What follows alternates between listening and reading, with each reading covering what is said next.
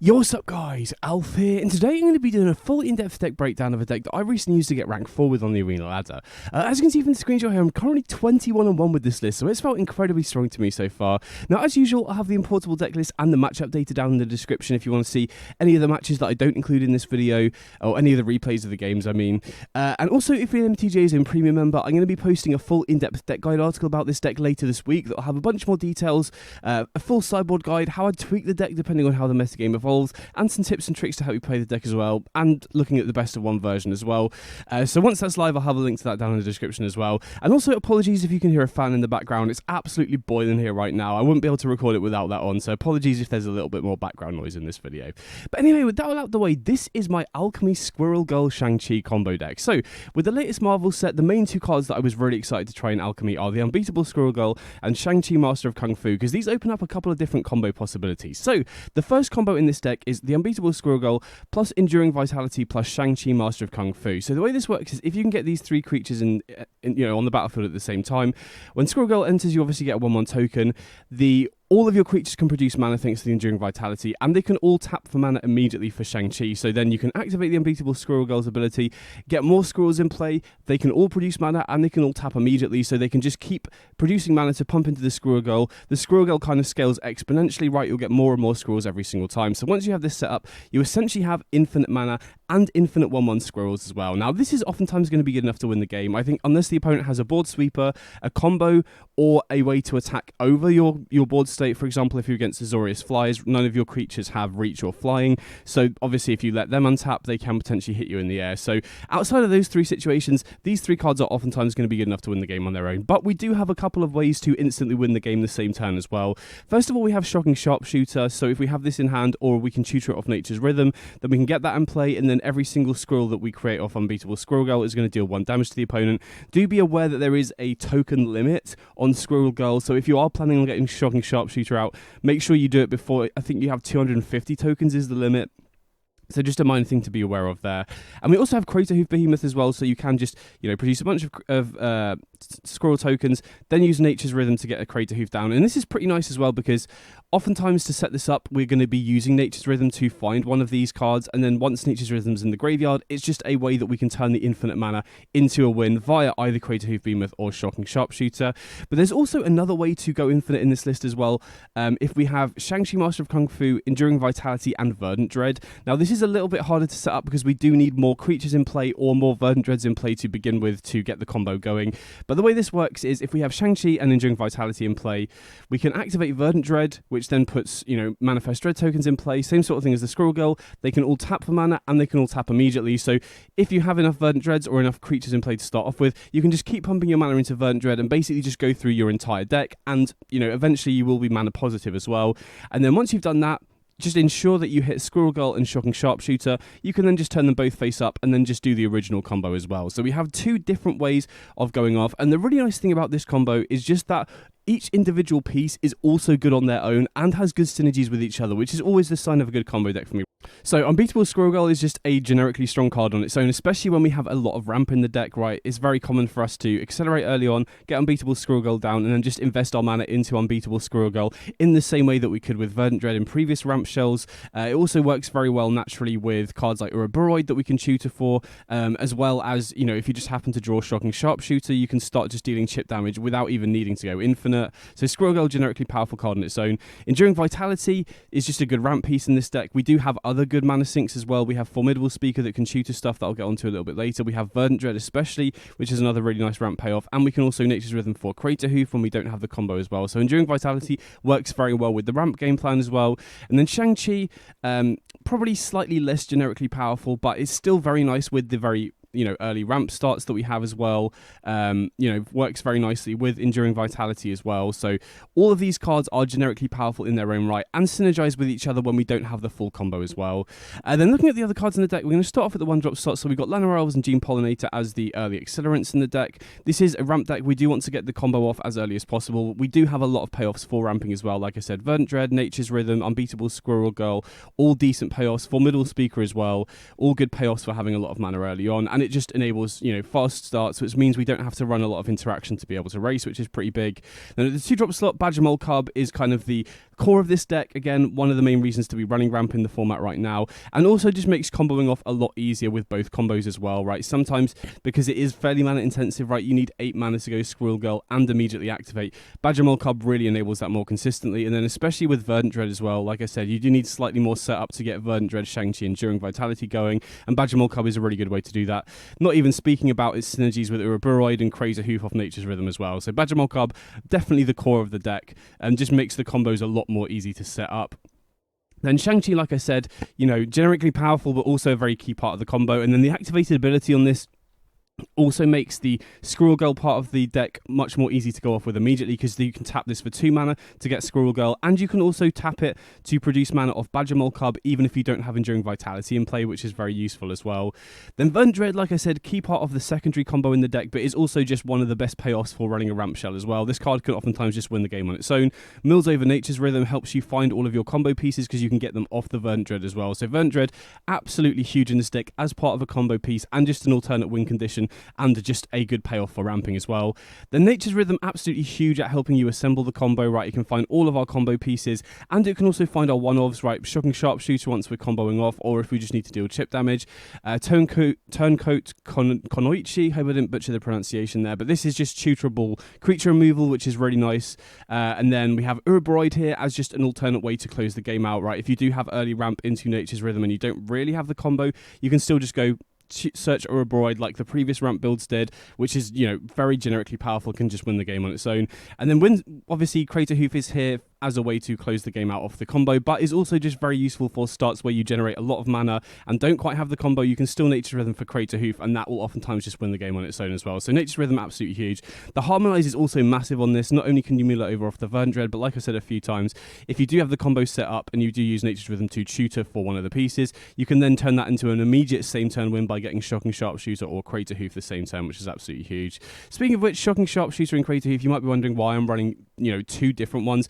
Like I said, Crater Hoof, very useful if you have just ramp and not the combo, and you can just tutor it off Nature's Rhythm to win. And Shocking Sharpshooter is essential because otherwise you don't have a way to turn Verdant Dread plus Shang-Chi plus Enduring Vitality into a same turn kill. So that's the reason why I've gone for Shocking Sharpshooter, even though it's kind of off colour in this list. But, the vast majority of times where we're going to want to cast this, if we do draw it, we're going to have Enduring Vitality in play. Not to mention we also have Starting Town and Multiversal Passage that can cast it as well. And then 3 drops, like I said, Turncoat Konoichi is basically just tutorable creature removal, which is obviously going to be very useful in a number of matchups. Then Formidable Speaker, basically just a slightly worse version of Nature's Rhythm, just helps us tutor for our combo pieces more consistently. Now, this is the card that I most commonly cut when I'm sideboarding in 4 cards, but just game 1, being able to find your combo pieces much more consistently is huge, and not having to run 4 of your legendary creatures is massive. I did originally start with 4 Shang-Chi for Unbeatable Squirrel Girl, and especially Shang-Chi felt pretty clunky to draw in multiples, so being able to go down to 3 of each and just be able to find them more consistently off Formidable Speaker is really big. And also the activated ability can help you produce extra mana as well, especially if you have Badger Mole Cub in play. And then the rest of the main deck cards I've already kind of gone over. In terms of the mana base, nothing too crazy to talk about here. 22 lands has felt like a good amount because we do have a good amount of early acceleration, but we do also want to keep hitting land drops to ensure that we can get to 5 mana for Verdant Dread and be able to hardcast our stuff if our early mana dogs get killed. In terms of the lands themselves, I do feel like we mainly want to focus on fixing because we do need turn 1 white for Seam Rip and double white for Enduring Innocence and Storm, so we do need a lot of white sources to be able to cast those post sideboard, so not really any room for utility lands. And I do like Multiversal Passage and Starting Town as 4-ofs to be able to hardcast Shocking Sharpshooter or Mai if we do draw them without Enduring Vitality. But that's the main deck overall, and it's felt very strong to me so far, right? I feel like we have the best parts of the Fair Ramp deck that was already very strong with the early acceleration, Badger Mole Cub, Verdant Dread, Nature's Rhythm, and Ouroboros, but now we just happen to have 2 different ways to combo off. And like I said, the other really big thing about this deck is just that the combo pieces are also individually strong as well, meaning that you can still win fairly with them even when you can't assemble the combo. So overall, this deck feels like it's attacking from a lot of different angles. Getting access to a combo really feels like it shores up the bad matchups that the Fair Ramp builds had against decks like Azorius Flyers or VV or Storm, because you now have a combo of your own, making it much easier to race in those sorts of matchups. Then moving on to the sideboard, we have 4 copies of Seam Rip mainly for the fast aggressive decks, but you can also bring this in against decks using stuff stuff like Inspiring Easel if you feel like that's a big point of contention that you want to interact with, but mainly just good here for fast aggressive decks and also ramp mirrors to be able to disrupt the opponent's early acceleration or Badgermole cubs. And then Insidious Fungus, tutorable off Nature's Rhythm and Formidable Speaker, and just good tutorable artifact or enchantment removal for cards like Sundering Sentinel, and also, you know, just any ways the opponent has of stopping you comboing off potentially. You know, Authority of the Consoles largely stops you comboing off because it puts everything into play tapped, so being able to tutor for Insidious Fungus there is very important. Then for Graveyard Hate, we've got Ghost Vacuum, 2 Soul Guide Lantern, and Scavenging Ooze. Again, Scavenging Ooze tutorable off Nature's Rhythm and Formidable Speaker, just useful against decks like, you know, any Honor the Past deck or anything using Inspire, Advanced Floral Invocations. You know, just any graveyard deck is useful to have these sorts of cards. My Scornful Striker, I still like this as a Nature's Rhythm and Formidable Speaker tutor target against the Storm decks, you know, VV, and especially the Summit Fest Closing Ceremony. Storm decks can be tricky matchups if they can, especially if they have Consumed by History to disrupt your early acceleration. So having my there to stop the opponent's comboing off is very important. Then Enduring Innocence is basically here for any deck running sweepers and just control in general, right? Decks that want to make you play the long game.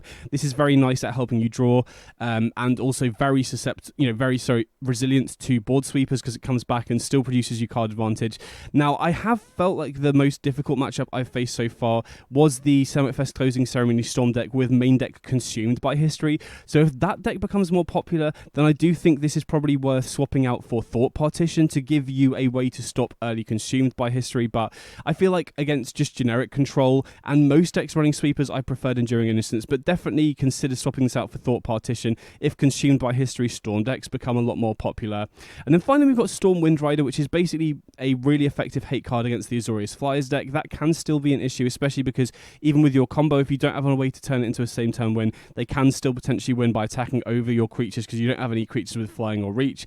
And getting Storm Windrider down off Nature's Rhythm or going Formidable Speaker into Storm basically just stops them attacking entirely until they can find an erode. So this is just a really nice silver bullet for that specific matchup as well. So that's the deck overall. Like I said, it's felt like one of the most generically powerful Alchemy decks that I've played in a really long time. It feels like you got good matchups across the board. Like I said, the most difficult matchup that I've faced so far was Summit Fest Closing Ceremony Storm with 4 Consumed by History, but if the opponent doesn't find a Consumed by History early on, or they don't find it in multiples, I still feel like that is definitely a winnable matchup. And again, if that matchup does increase in popularity, I feel like swapping out Enduring Innocence for Thought Partition to stop Consumed by History is a really effective way of improving that matchup as well. Everything else has felt really good to me so far. So overall, felt very strong. If you've got any questions or comments about the deck, definitely let them in the comments. Next up, we've got some gameplay so you guys can see the deck in action. But either way, hope you enjoyed the video, and I'll catch you all in the next one. Big up!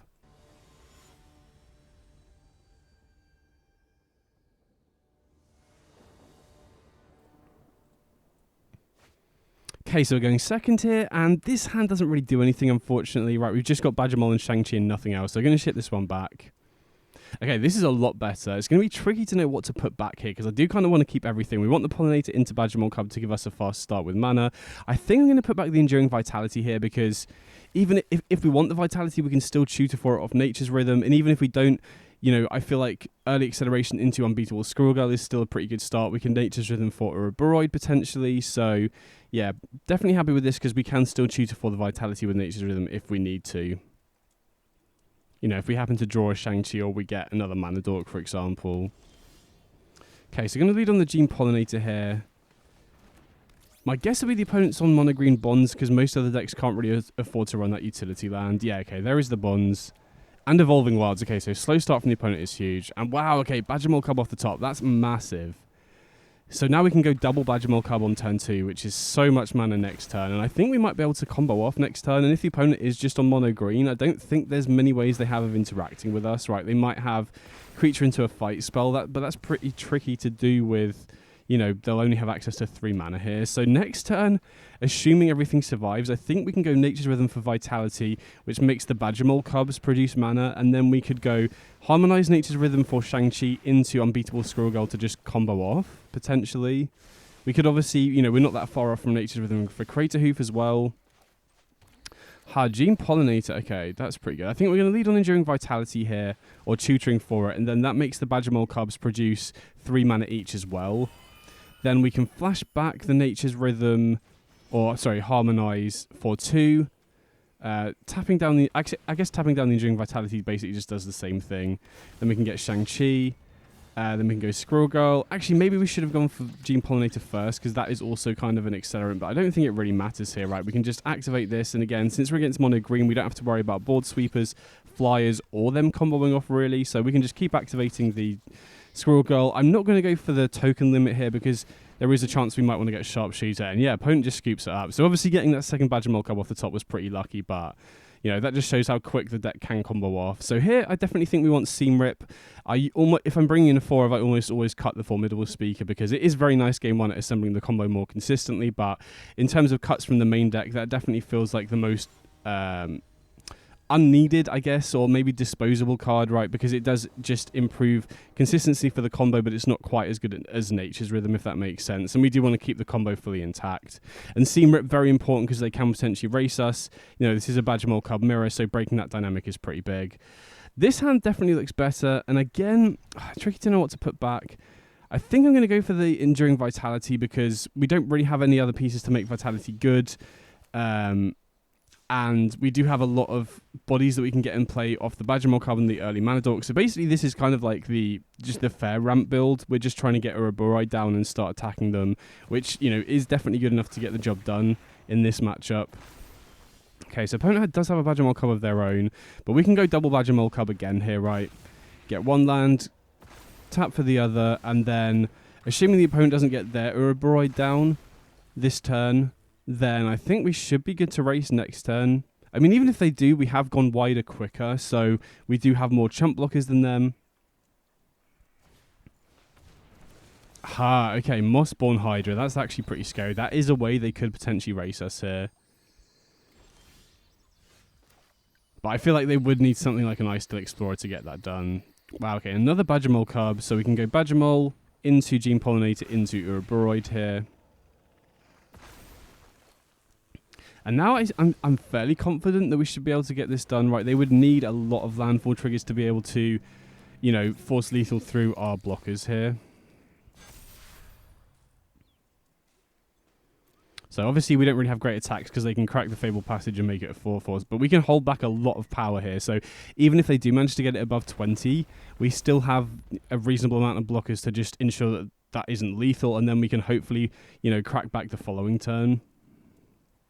I mean, opponent is still at 20, so if they do just buff the Hydra a bunch here, and then keep the Badger Mole cub and the Forest and whatever else they cast as blockers, then there's a chance they might be able to squeak it through, right, force through a lot of damage this turn, and then prevent us from attacking in for lethal. Wow, okay, then spending mana on Hardened ones. Oh, wow, okay. Okay, I was going to say, if they have a fetch land here, that could have been enough to force a lot of unfavourable chump blocks from us here. 16 power. I mean, I don't think they typically run instant speed buff effects in this deck. And I do want to ensure that we can attack in for lethal the next turn, because if we can't attack in for lethal the next turn, we are just going to die to the Mossborn Hydra. So I'm just going to let this through. Okay, thankfully they didn't have any ways to buff it. I mean, they don't typically run cards like that, but, you know, there's always a risk when they have a green mana spare. And, okay, now we can just go for Crater Hoof. I hadn't actually worked out whether we did have lethal here, but now we don't even have to worry about that, right? We just get Crater Hoof and win. Okay, sweet, we got there, nice.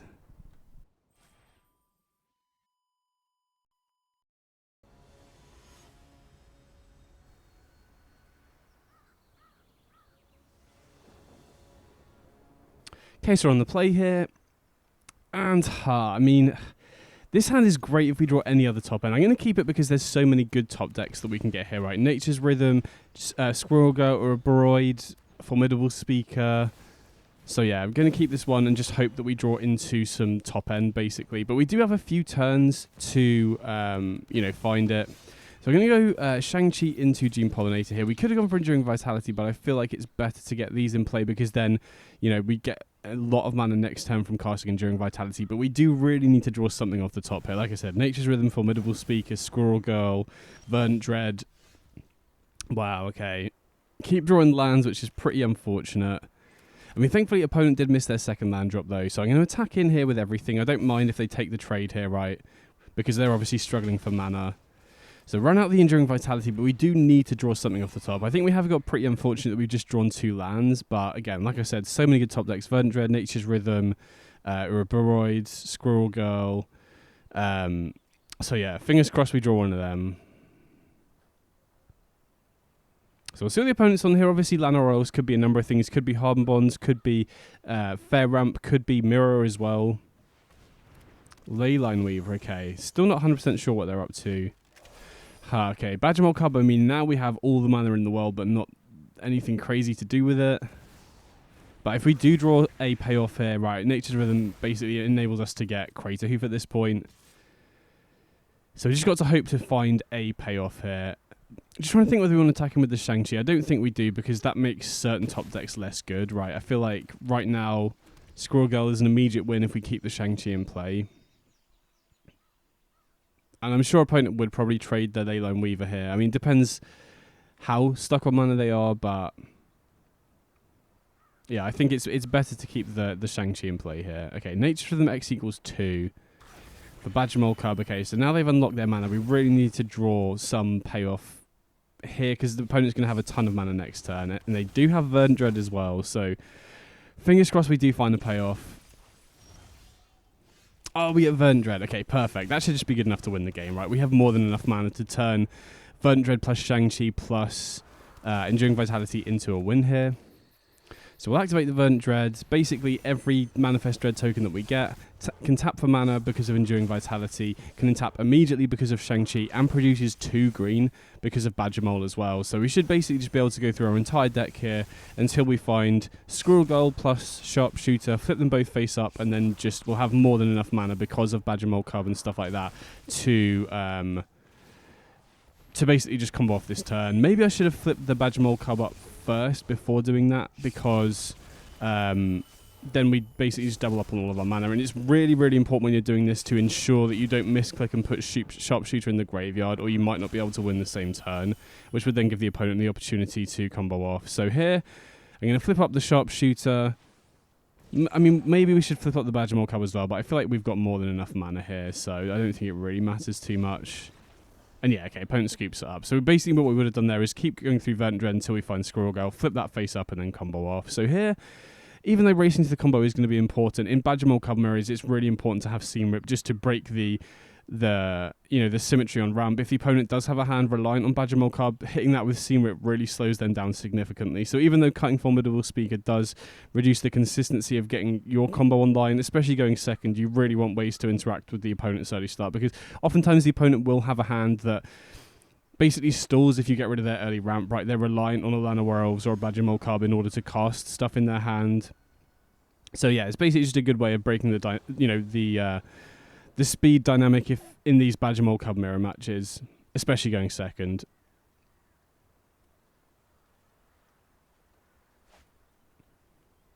So we didn't really see what the opponent was up to last game. Like, obviously we know what core they're on, but I don't know if they're also on the combo or if they're playing, because they are on Gruul, which does make me think they're probably playing the combo, because most of the other ramp builds are either mono green or Simic.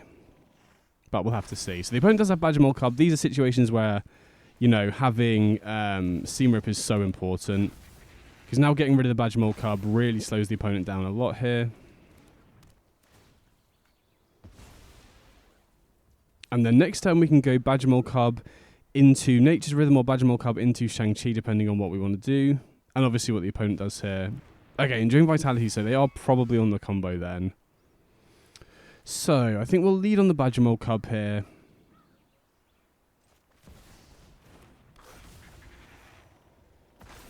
And then I think I'll go Nature's Rhythm for Enduring Vitality, which then gives us access to mana off the Badger Mole Cub as well. Then we can go for Shang-Chi. And now we can just go for Nature's Rhythm X equals 4, and I think we have enough to just combo off here. So that was a pretty crazy turn. Badger Mole Cub really enables the crazy fast combos in this deck. And now, because we have Nature's Rhythm in the graveyard, we can obviously go for either Crater Hoof or Sharpshooter to just turn it into a same turn kill here. And yeah, opponent just scoops it up, so we got there, nice.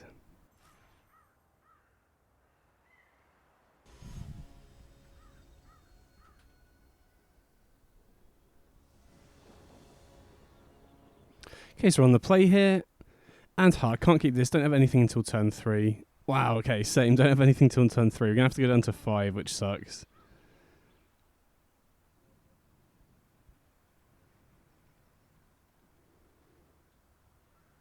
I mean, maybe you could make an argument for this on the play, but again, I just think it's just far too slow.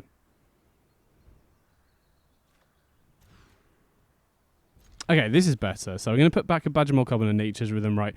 Llanowar Elves into Badgermole Cub into Verdant Dread is oftentimes just good enough to win the game on its own. So pretty good 5, to be honest. And if the Llanowar Elves survives here, we can go Badgermole into Verdant Dread, same turn. Shocking Sharpshooter, not a great pickup here. Probably the worst card we could have drawn because it's basically uncastable right now. But as long as the Badgermole Cub... sorry, just trying to think which one we want to pick up there, because there is an argument for getting Llanowar Elves there, actually. And thinking about it, maybe getting Squirrel was a little bit greedy, but if the opponent's on Simic, which it looks like it is, they're unlikely to have that much interaction, so we should just be good to flip the Verdant Dread anyway. Wow, okay.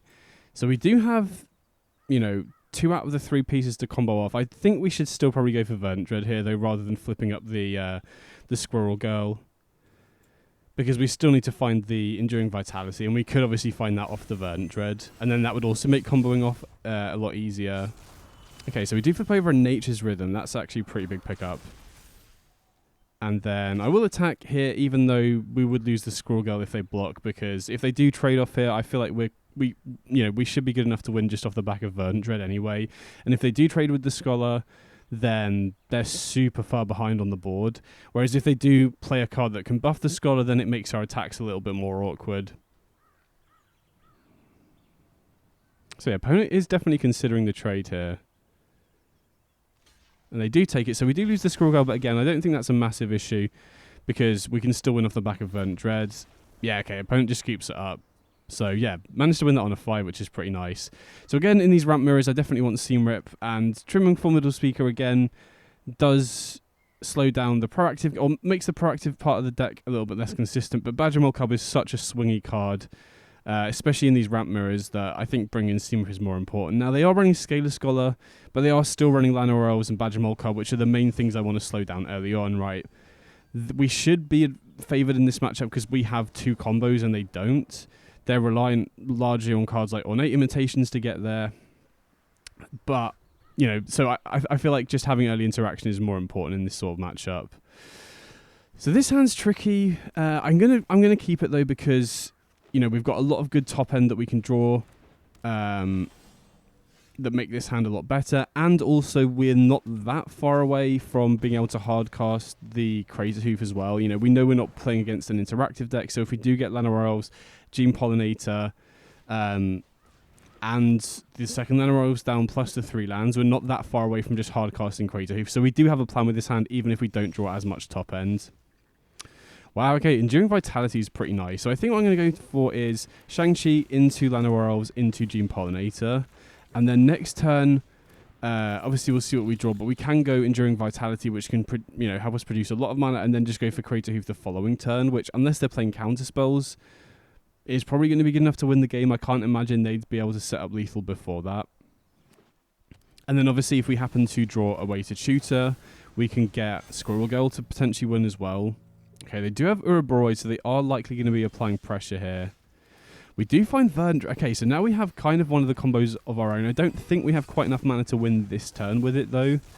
But next turn we might. So now we can go Verdant Dread. And I think I'm just going to ship it back here, right? There's no point in flipping up the Pollinator yet. And we don't have enough mana to activate Verdant Dread again. Right, we're 1 mana short. But unless they have something crazy, we could either go Crater Hoof next turn or try and combo off with Verdant Dread, Shang-Chi, Enduring Vitality. Again, we'll see what we draw off the top, and obviously it depends on what the opponent does here as well.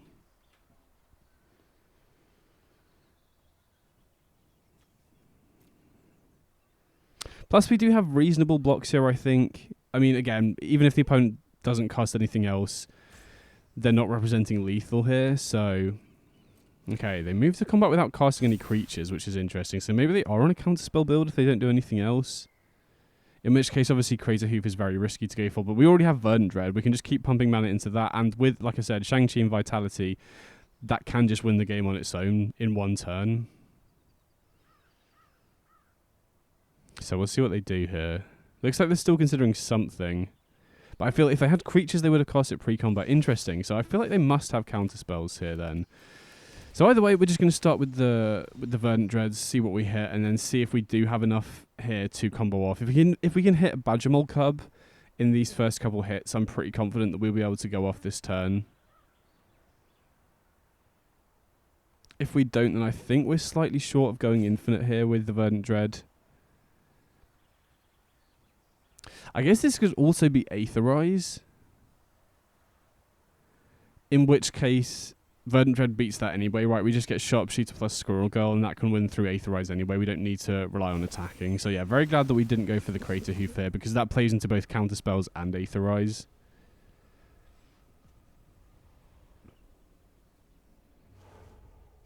Okay, we hit Llanowar Elves.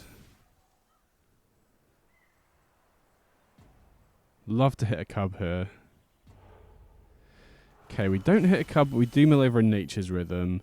So I think we'll activate again. And actually, I think we might have enough. Yeah, I think we... So we can activate it one more time here, but then... Oh no, I think we're one short, right? We activate it again, we get 4 Manifest Dread tokens. That's not quite enough. I was going to say, unless we hit a Cub here. So might as well put the Turncoat in play, you know, conceals information a bit.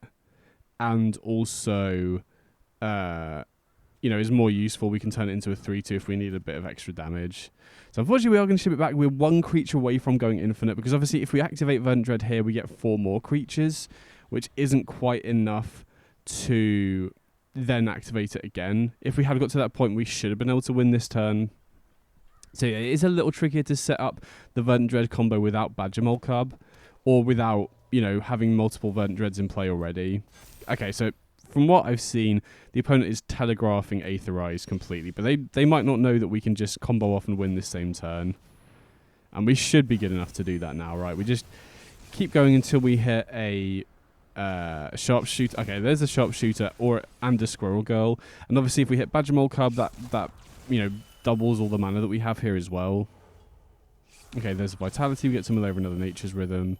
I don't think it's worth using Nature's Rhythm to find them, because we're going to find it off the Verdant Dread anyway. I'm going to flip up the Sharpshooter now as well, because I very much doubt they've got targeted instant speed removal, or they probably would have used it already. And this just starts pinging them as well.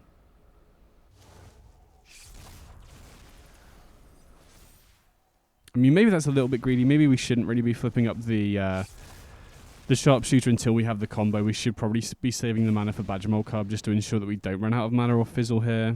Okay, there's the Squirrel Girl. That's big. But I'm pretty confident we have enough mana here, especially now we've hit that Cub. And so this just speeds up the combo a little bit. Right, now they're down to 16. Well, it'll be 15 after this Verdant Dread token.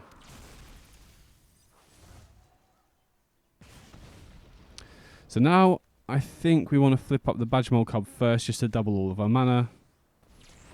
And then I think I'm going to activate it again, just to be sure that if they do have an instant speed piece of interaction for the Squirrel Girl, we can then flip up the other one and have enough mana to activate that to go infinite. And obviously this gets a few more pings with the Sharpshooter, meaning we don't have to produce as many tokens to win off the Squirrel Girl. But that doesn't really matter. So we get another Cub.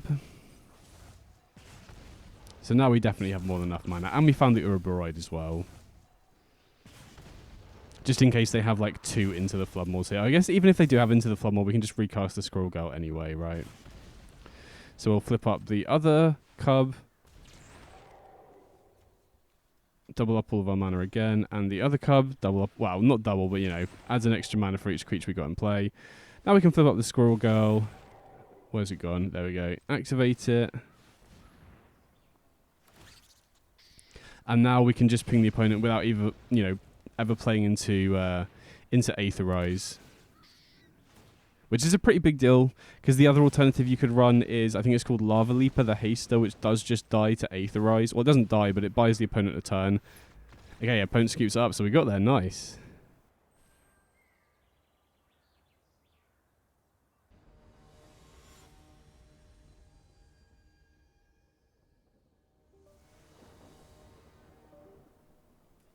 Okay, so we're on the play here.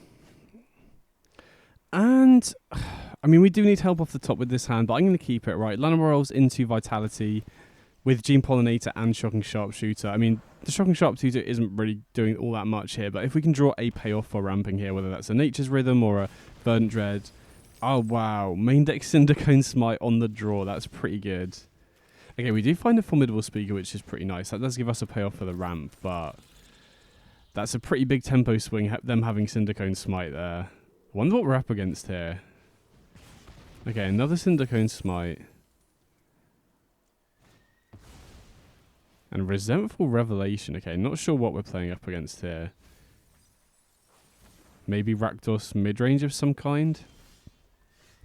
Either way, since the opponent does look like they might have quite a lot of interaction, I'm just going to run out of the Vitality here, because if they don't have Exile-based interaction, we're still going to get value off it. Yeah, it looks like the opponent might be on some kind of Rakdos midrange here. I'm not sure what their top end would be. Okay, so they do destroy the Enduring Vitality, but we still get to keep the enchantment part of it. And then Ruthless Negotiation, okay. I mean, I don't usually love pitching lands against mid-range decks because you want to be able to cast anything you draw off the top, and we do have some important 4-drops, but I feel like Sharpshooter is an important card to keep, have access to. Maybe I should have kept the land there, though. By the way, I'm going to pitch the Llanowar Elves, and then I think I'm going to go for... It's either Urborroid or Unbeatable Squirrel Girl here, I think. So yeah, maybe I should have kept the land instead of the Sharpshooter. To be honest, I don't know why I kept the Sharpshooter, really. It's only really useful if we're trying to combo off. Because if they kill the Speaker here and we don't draw a land, we can't actually cast either of our 4-drops. And I've gone for Urborroid here just because I feel like applying pressure is more important. Right, we haven't seen what their top end is, but presumably it'll be something that snowballs the game pretty quickly, and Urborroid, even though it is more vulnerable to their spot removal, will at least buff the Formidable Speaker at worst if it does survive, which it looks like it will here. So even if they do kill the Urborroid, we have a 3/5 Formidable Speaker that can apply pressure. Whereas Squirrel Girl obviously, takes a lot longer to come online. Wow, okay, Dawning Archaic. So that is their top end, and that will snowball the game pretty quickly. They do have 2 removal spells as well, which makes things tricky. I was thinking we could maybe just run out the Enduring Vitality, which is maybe what I'll do here anyway, but I do kind of want to bait out both of these removal spells before we go for the Urborroid ideally, but... So yeah, I think I'm going to go for the Enduring Vitality first, because that provides us with a chump blocker if we need, and it doesn't really matter too much if it dies. I want to try and bait out the removal spells and then go for the Urborroid if possible. But yeah, we're not in a great spot here. Okay, they do run Swiftspear's Teachings, which is, important to remember, because that does obviously make Archaic a lot better. So presumably they'll use a removal spell here. Maybe they won't. Maybe they'll just get a piece of card advantage, because they are pretty far ahead, I think.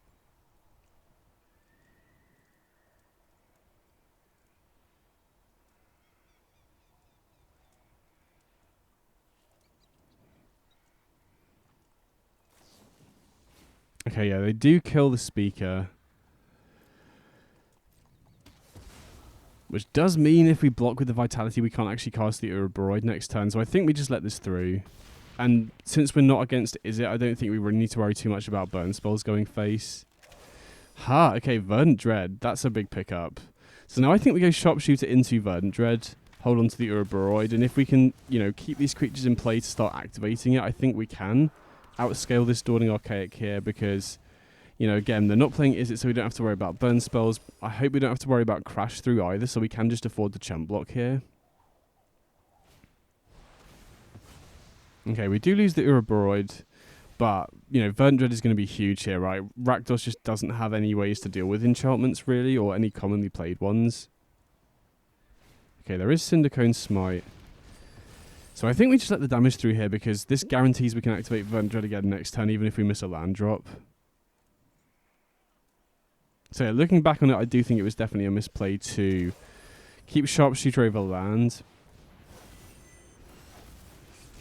But it is still going to be dealing some chip damage here, I guess.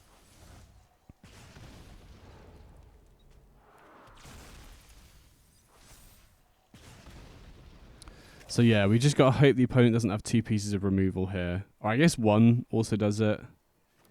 because they can just flash it back. Oh, they do have Impose Hierarchy.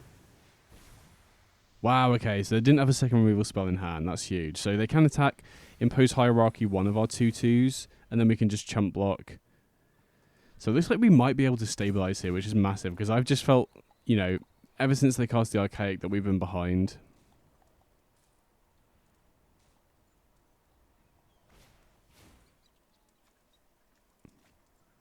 Wow, they don't kill one of the 2/2s. Interesting. I mean, that makes stabilizing next turn even easier, I guess. So we'll attack him with the Enduring Vitality here. I want to keep as much stuff back to chump block as possible because, you know, we've seen they are running quite a lot of interaction. So we want to make sure that, you know, I feel like we should be good now. So I just want to make sure that we don't just lose to, you know, 2 pieces of removal off the top, because they have just used card advantage, right? They could just go piece of removal, and then flash one back with the Archaic. I mean, obviously something like Crash Through that gives the Archaic Trample could be an issue as well, but we've not seen that so far. And we have seen quite a lot of their deck, right? We can see what they're up to now, right? They're just trying to interact, fill their graveyard with instants and sorceries, and then get the Archaic down as their top end. Does make sideboarding a little bit trickier because we're maybe incentivized to bring in stuff like Soul Guide lands in here, but it's pretty awkward to preemptively use it against something like the Archaic, because we're basically just, you know, going down on card advantage just on the off chance they might have it in hand. Okay, so the Syndicone Smite, we do need to tap this now because I do want to flip up the Badgermole Cub. This is maybe a little bit risky because it does force us to tap down another creature before combat, so if they do have 3 pieces of instant speed interaction, we might just be dead here, but I mean, Arena's giving away they don't have anything, so we can just chump block here. This does obviously give them a bit more information, so if they are kind of slow rolling their interaction, they have more information about what to target. Wow, okay, that's weird. Do they just have all lands in hand for that to be their best play? Either way, I think we should be good to win here, right? We can go Verdant Dread, get 4 in play. Then we can attack him with the Vitality to get 3 damage in, and then we can just harmonize the Nature's Rhythm if we don't find a Shang-Chi off these Verdant Dreads. Obviously, it would be ideal to find one off the next 2, but even if we don't, I feel like we can just go Nature's Rhythm, Shang-Chi, and now this is maybe paying me off for keeping the Sharpshooter now. I still think, looking back on it, it probably would have been better to keep a land, or it would have been safer at the very least, but looks like we're actually getting paid off here. Right, we can go Shang-Chi, and then that gives us a ton of mana off our other creatures immediately, and enables us to hopefully just go infinite off the Verdant Dreads. So we activate, we get 5, all of which produce 10 mana, including the 2 that we've already got in play. We hit another card, which is going to add more to our mana. And to be honest, even without the Squirrel Girl, we should be alright to just win with the Verdant Dreads, but I don't want to unnecessarily deck myself here, just in case they have something weird I'm not expecting.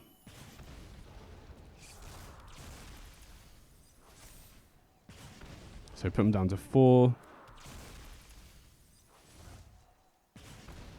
And then, where is it? Flip up the Badgermole Cub. And then flip up the Squirrel Girl. And then this should be good to win, right? We've still got the Shang-Chi, which adds an extra mana to activate. And then we get 2 tokens, and yeah, now we're good. Can just ping them down with the Shocking Sharpshooter. So we did actually get paid off for keeping it. I guess my worry was, if we did get to a spot like this, it would be useful to keep. So, yeah, definitely paid off for it in the end. Still not 100% sure it was the correct play at the time, though. So, interesting deck. I'm not 100% sure. I'm definitely going to bring in Scavenging Ooze and probably Ghost Vacuum as well. I'm not sure the Soul Guide Lanterns are worth it. Going to trim the speakers as usual, yeah. Not sure Soul Guide Lantern's worth it in this matchup. It is obviously very good at keeping them off the Archaic in the first place, but they are running a lot of instants and sorceries, so I feel like they're going to be able to rebuild their graveyard pretty quickly. And going Soul Guide Lantern, crack it preemptively to stop them casting Archaic is, you know, card disadvantage in a matchup which is all about trading, right? Their deck is all about trying to generate value. And to be honest, I think our deck has a ton of cards that can produce value on their own as well, right? Verdant Dread, as we saw last game, is especially bad for them because Rakdos just doesn't have good ways to interact with it in their color combination. But we've still got stuff like, you know, Squirrel Girl, Nature's Rhythm, you know, all these cards that can produce 2-for-1s, even Badgermole Cub, right, gets an extra body in play. So this hand, right, we're going to lead on Nano Elves, and then if it survives, which it might not, right, we saw they had a lot of creature interaction game 1, but if it does, we can go Badgermole Cub into Shang-Chi or Verdant Dread. Okay, Syndicate Smite, thankfully they don't get a treasure this time because they were on the play. And there's Swiftspear's Teaching, so they can potentially, you know, give Archaic Haste, which is pretty scary, but I'm going to go for Verdant Dread here just because, you know, if they do have more creature interaction, I'd much rather use them on the Manifest Dread token than the Badgermole Cub. And by waiting till turn 3, we can go Cub plus Shang-Chi in the same turn. Unless they have instant speed removal for their Cub. Okay, so they do use spot removal on the Manifest Dread token, which I'm very happy about. And there aren't that many 1-mana instant speed cards that can deal with Badgermole Cub here. Okay, there is Ruthless Negotiation. Here we'll just discard the Pollinator. And then next turn we can go Cub into Shang-Chi. And then if the Cub survives, we should be able to start activating Verdant Dread next turn, which, you know, like you saw last game, is going to be kind of a nightmare for them to deal with. Because even if they do have a Dawning Archaic, then it's going to be tricky for them to force damage through all our chump blockers. Again, we didn't see Crash Through. We didn't see any, you know, one-sided board sweepers. Interesting. I was just going to activate the Verdant Dread here, but I think Vitality might be good enough for us to combo off here, right? Especially with Badgermole Cub, because now we can activate the Verdant Dread, get 2 more tokens that produce 2 mana each immediately because of the Badgermole Cub and the Shang-Chi. And then we can just activate the Verdant Dread again. So yeah, even through a very interactive deck, I mean, to be honest, Verdant Dread is obviously excellent against the decks like this. Okay, we hit the Sharpshooter, very important we put that in play. And then we want to flip the Badgermole Cub, activate again. And now we're definitely mana positive, and all we need to find is a Squirrel Girl, and we've already got the Sharpshooter, and we got another Badgermole Cub, so we're definitely not going to run out of mana here. So yeah, that should be good. Arena's obviously giving away priority, the opponent doesn't have anything here. Okay, we hit another Cub, so I think we'll flip the Cub again. And flip this Cub again just to make sure. And then I'll activate one more time just to be safe.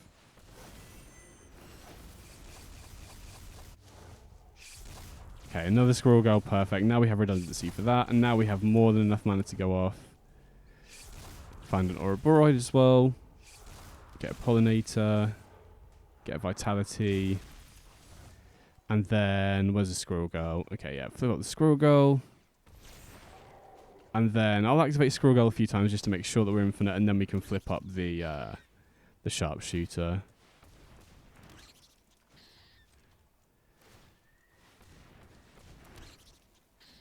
And if we wait till we, you know, make 16, that'll do it in one shot as well. So where's the Sharpshooter? Okay, there we go. Flip it face up. And then we just activate this one time, and that should be it. I do wish there was a way to speed up the Sharpshooter triggers going on the stack a little bit, because sometimes, you know, just to be safe with mana, you do have to do it when there's like, you know, 64 triggers going on the stack, and that can take ages sometimes, but it's not as bad as some other combos, so, but yeah, we got there, nice.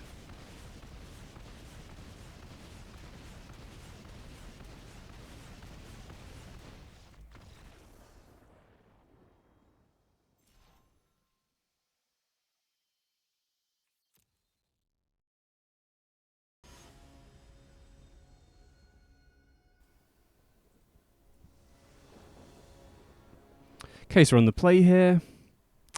And, I mean, this is risky. Obviously, on the play, we're less likely to draw a second land before our turn 2, but since we are on the play, it also means that the only way that we're not casting Badgermole Cub here is if the opponent has a 1-mana piece of removal, which is running Izzet, but if they're not playing Izzet, that's not, you know, it's pretty uncommon for them to have a way to kill the land or else. So I guess Seam Rip is another one, actually. Okay, tap land is huge, and we draw a land off the top. That's massive. So I was just going to go for the Badgermole Cub, but I think it's better to go for the Enduring Vitality here, right? It's more mana efficient, and it means that next turn we can potentially combo off, right? If we go Badgermole Cub into Nature's Rhythm X equals 2 for Shang-Chi, we might need another land off the top to do it, because Okay, we do draw another land off the top. I was just about to try and calculate it, but I think that should be good enough to combo here, right? As long as they don't have an instant speed piece of removal, which it doesn't look like they do. We can go Badgermole Cub, Earthbind, go for Shang-Chi, which then means that the Badgermole can then tap for 2 mana immediately, right?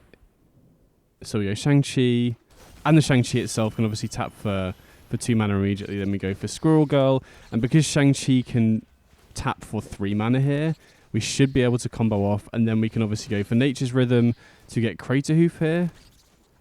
Or we could have gone for Sharpshooter as well, obviously, but I'm going to go for Crater Hoof. X equals 8.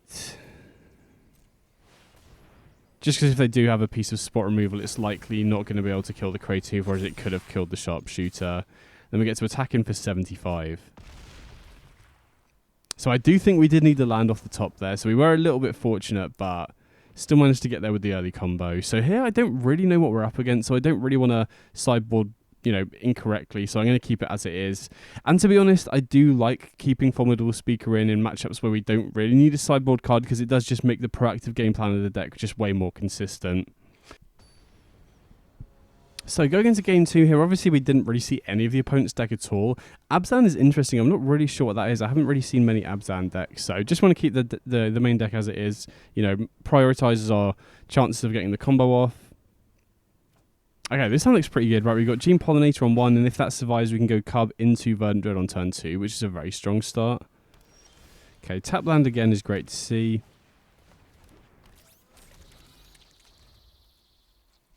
So we'll hopefully see what the opponent's up to here. Okay, starting town pass. So I am a little bit concerned about board sweepers here, but I think the line here is to just go for double Badgermole Cub, because that just unlocks so much mana for next turn. If they have a board sweeper, then going for Verdant Dread isn't that much better, right? We get the Verdant Dread in play, but we're not really that close to activating it. So I just got to hope the opponent doesn't have a board sweeper here.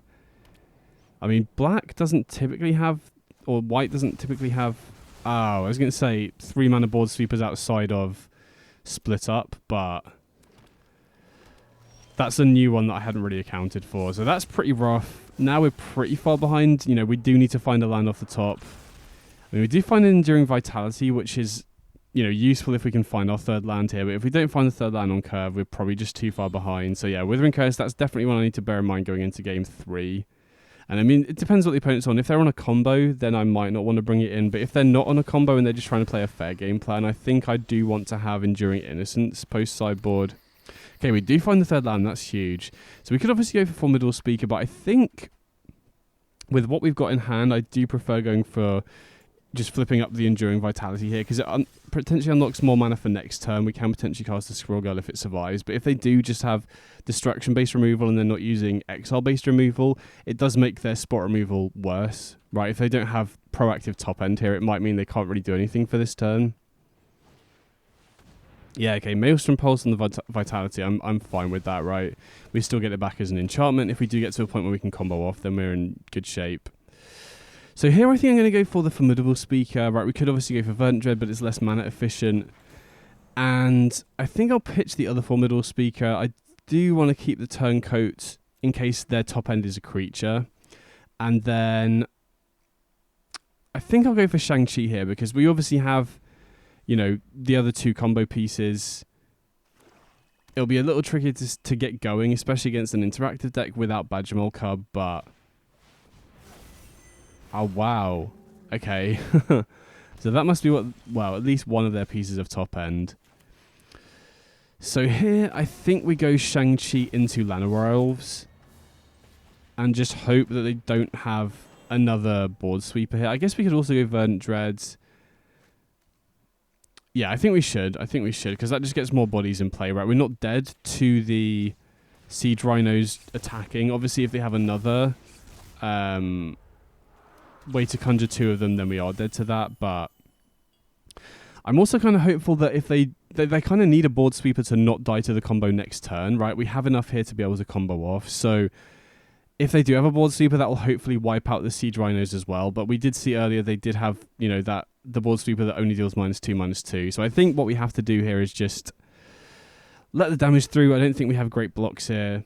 So I think we just let the damage through and hope that they either don't have a sweeper, or if they do have a sweeper, it also takes out the siege rhinos, and then we have time to rebuild.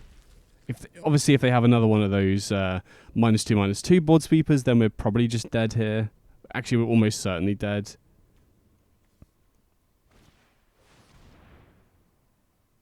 Okay, yeah. So obviously, we could have potentially gone for the turncoat instead last turn, but I just feel like that doesn't really help us win the game, right? We basically forced them to have a board sweeper with the play we did, and if they did have a board sweeper with the turncoat play, they not only get the siege rhino back, even if it was an unconditional board sweeper like a Day of Judgment, but they also get the extra Lightning Helix mode as well. So even though we did get punished, I do feel like that was probably the best play we could have done there. So, I mean, Verdant Dread's not a bad draw here, but I think we're just dead, right? But at least we got more information about what they're on. I do think bringing in Enduring Innocence against a deck with a lot of board sweepers should help, right? I feel like if we were drawing more cards throughout the course of the game, we would have had a much better chance there.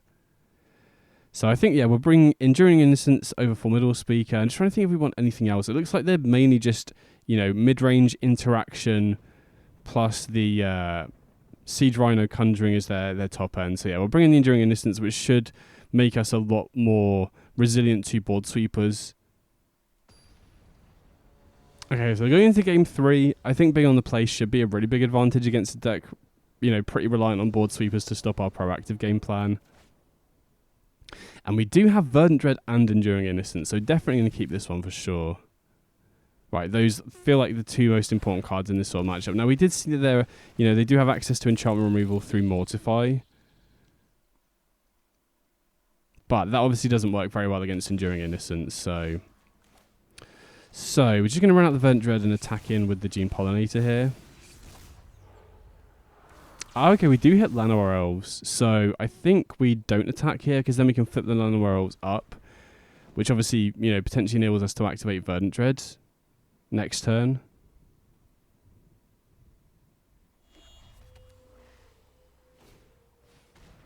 Okay, Spectacle of Destruction, interesting. So we'll flip up the Llanowar Elves here. And to be honest, I'm not sure we should activate Verdant Dread, because I am worried about board sweepers. I do want to get the Enduring Innocence down, just to ensure that we keep hitting land drops, because it's no use activating Verdant Dread if they then sweep our board, and then we don't have enough lands to naturally activate it after that. So I'm going to go for Enduring Innocence into Llanowar Elves to draw here. And we do find another Verdant Dread, which is pretty nice. So even if the opponent does have that board sweeper again, we still get to keep the Enduring Innocence. That means that we get to draw a card off the Verdant Dread that we cast, meaning that we can hopefully get to 5 lands and just start activating the Verdant Dread naturally. Wow, okay, they do Mortify it, but we have the backup here, which is pretty huge. So I think we'll go for the Verdant Dread and see what we draw. Okay, we hit a Badgermole card, which is pretty nice, and we get to mill over Nature's Rhythm. And then tricky to know what to do here. I think I'm just going to go for the Squirrel Girl, because this does mean that if they have the -2/-2 board sweeper, or the one where they have to pay X, that we're likely to have the Squirrel Girl survive. So at least have something that survives the board sweeper. And Squirrel Girl can snowball the game, right? If we start attacking with it, we can start producing tokens as well. So I feel like, especially early in the game, this helps us play around the sweepers that we saw last game a little bit better. Wow, an extraction effect. I mean, that's not really going to do anything here. I can't think of anything they can name that's really going to help them. Right, we already have a Verdant Dread in play. Oh, Nature's Rhythm. I guess that does stop us comboing off next turn. Although if we happen to draw Shang-Chi, it doesn't really, but that does make me think that they probably have, or they must have, an unconditional board sweeper for next turn. Their plan is to stop us comboing off this turn and then use like a Day of Judgment style effect next turn. But I feel like if they had a Day of Judgment, they would have used it this turn, so I'm not 100% sure what their plan is here, but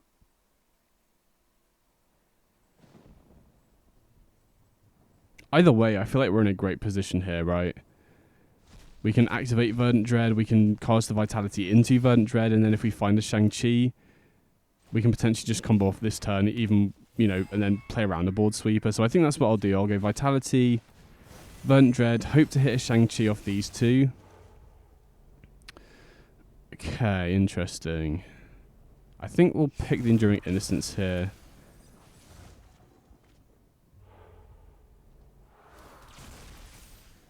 And then... Unfortunately, we can't flip the Enduring Innocence up, but... Getting the Vitality in play is pretty nice here, because if they do have an unconditional board sweeper, we at least get the, you know, the Enduring Innocence and the Enduring Vitality still.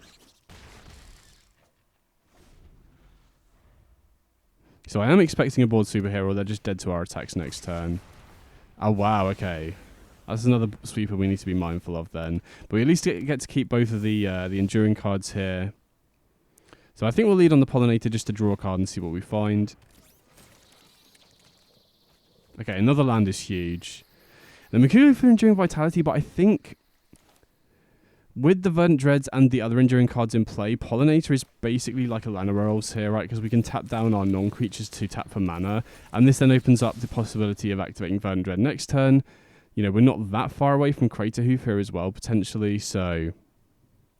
Even though we now don't have a guaranteed way to trigger Enduring Innocence next turn, I feel like this is the best play just to unlock more plays next turn. Okay, they do go for the Siege Rhinos.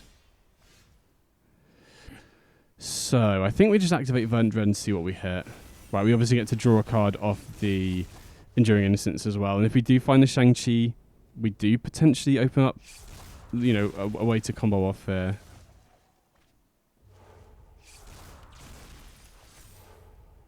Okay, we do find the Shang-Chi. That's pretty big. Right, so we should go for that.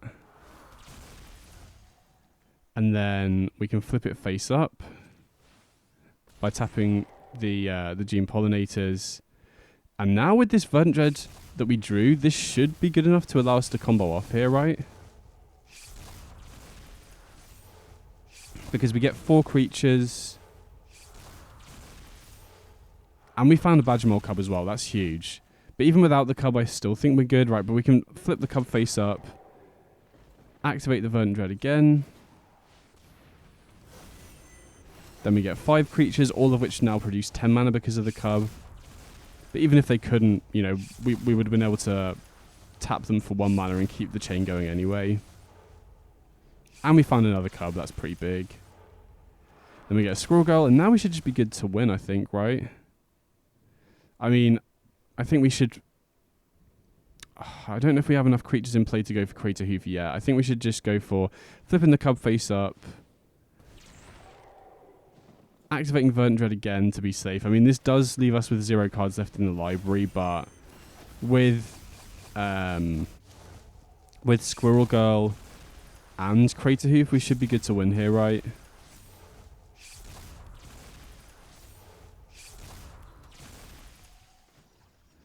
And then... Oh, I shouldn't have done that. Whoops. I was thinking we can flip it face up, but it's already producing mana.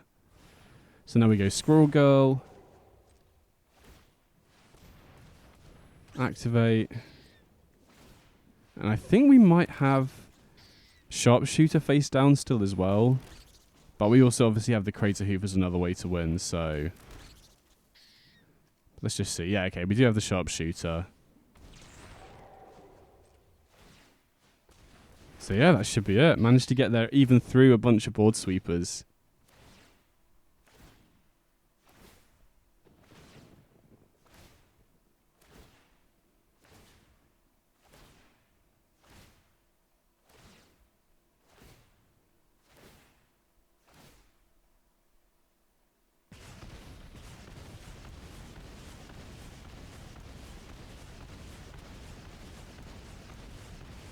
So yeah, we got there. Nice.